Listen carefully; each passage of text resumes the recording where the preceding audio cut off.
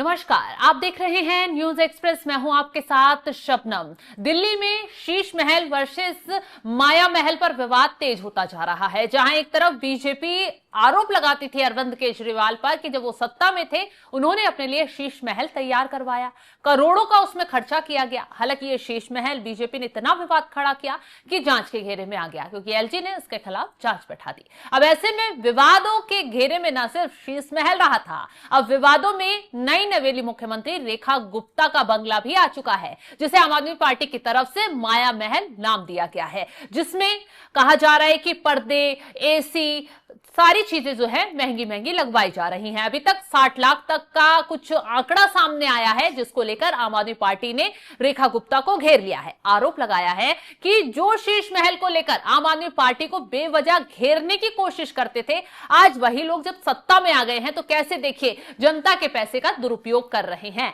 अब इसी को लेकर जब ये बहस चल ही रही थी तो इसी बीच रेखा गुप्ता के जन सेवा सदन का उद्घाटन किया गया, जिसकी दिल्ली सरकार के मंत्री कपिल मिश्रा ने जमकर तारीफ की। और इस सदन को लेकर, जो जन सेवा सदन है, इसको लेकर आम आदमी पार्टी को घेरने की कोशिश की। दरअसल हुआ क्या, उन्होंने कहा इसकी लागत अरविंद केजरीवाल के शीश महल में लगे पर्दों की कीमत से भी कम है, और बताया कि जन सेवा सदन को कैमरों और मीडिया कर्मियों के लिए खोला गया है ताकि वे आम लोगों के लिए किए गए इंतजामों को देख सकें। बता दें कि दिल्ली की मुख्यमंत्री रेखा गुप्ता ने दिल्ली में सीएम के जन सेवा सदन का उद्घाटन किया। इस अवसर पर काफी लोग मौजूद भी रहे, उनके पारिवारिक लोग भी वहां शामिल रहे।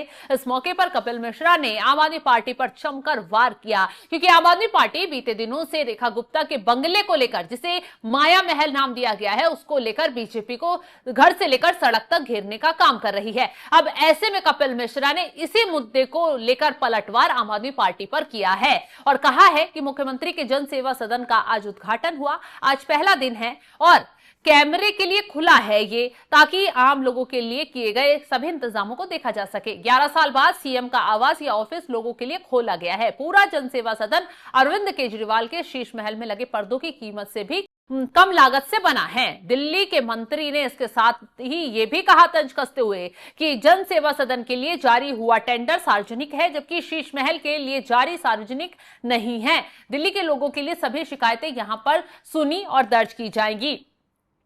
2 जुलाई को लोक निर्माण विभाग यानी कि पीडब्ल्यूडी ने दिल्ली की मुख्यमंत्री रेखा गुप्ता के सरकारी आवास के रेनोवेशन के लिए 60 लाख रुपए का टेंडर जारी किया।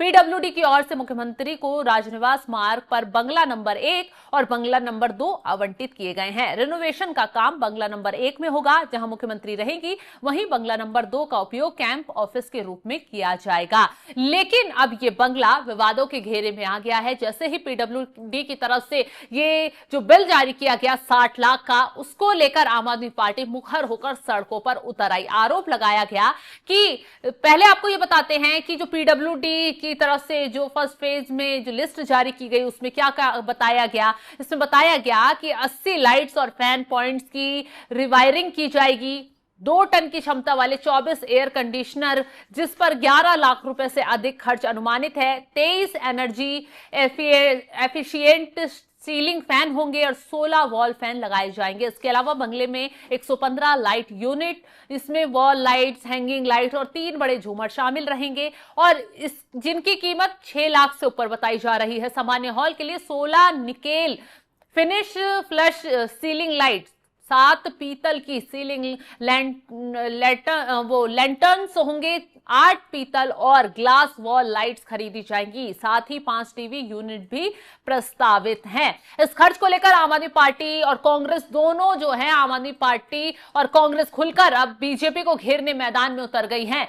आपने सोशल मीडिया पर तमाम तरीके के आरोप जो हैं वो रेखा गुप्ता पर लगा दिए हैं। रेखा गुप्ता के महल को माया महल करार दिया है और कहा है कि सीएम रेखा गुप्ता अपने माया महल पर करोड़ों खर्च कर रही हैं, जबकि दिल्ली वाले बिजली, पानी, महंगाई, बेरोजगारी जैसी समस्याओं से जूझ रहे हैं। आपने आरोप लगाया जनता रोजगार और घर बचाने की लड़ाई लड़ रही है। अगर सरकार झूमर, एसी और टीवी पर जनता के पैसे उड़ा रही है। अब ये आरोप क्यों लगाए गए? क्योंकि दिल्ली में ताबड़तोड़ तरीके से बीजेपी सरकार की तरफ से और कोर्ट के फैसले के बाद डीडीए की जमीन पर जितनी भी अवैध झुग्गियां बनी हुई हैं उनके ऊपर बुलडोजर चलाया जा रहा है। हालांकि जब बीजेपी सत्ता में आई थी तो उन्होंने वादा किया था झुग्गी वालों से कि किसी का घर नहीं तोड़ा जाएगा, जहां झुग्गी होगी वहां पक्का मकान दिया जाएगा। अब देखिए, सत्ता में जैसे ही बीजेपी आई, जहां झुग्गी है वहां समतल कर दिया जा रहा है, यानी सभी झुग्गियों को तोड़ दिया जा रहा है। न घर दी जा रही है, न छत दी जा रही है, और लोग चीख चिल्ला रहे हैं,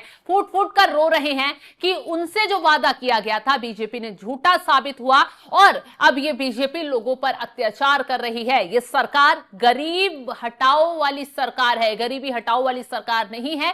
सरकार ने झूठ बोला। जब मतदान का समय था, जब इलेक्शन हो रहे थे तो हाथ जोड़ जोड़ कर नेता उन झुग्गियों में ही वोट मांगने आते थे। इन झुग्गी वासियों के पास जो है वोटर आईडी कार्ड भी हैं। अगर वो अवैध है तो वोटर आईडी कार्ड उस पते पर कैसे बन गए, कैसे वहां बिजली के मीटर लग गए, कैसे पानी पहुंचाया जा रहा है, तमाम सवालों में अब बीजेपी गिरती हुई नजर आ रही है। क्योंकि दिल्ली में हल्ला बोल न सिर्फ झुग्गी वासियों ने कर दिया है, बल्कि आम आदमी पार्टी ने भी अब आंदोलन छेड़कर बीजेपी को घेरना शुरू कर दिया है। फिलहाल इस खबर को लेकर आप क्या सोचते हैं, क्या राय रखते हैं, कमेंट बॉक्स में अपनी राय जरूर बताइएगा और तमाम खबरों की अपडेट के लिए आप हमारे साथ जुड़े रहें। नमस्कार।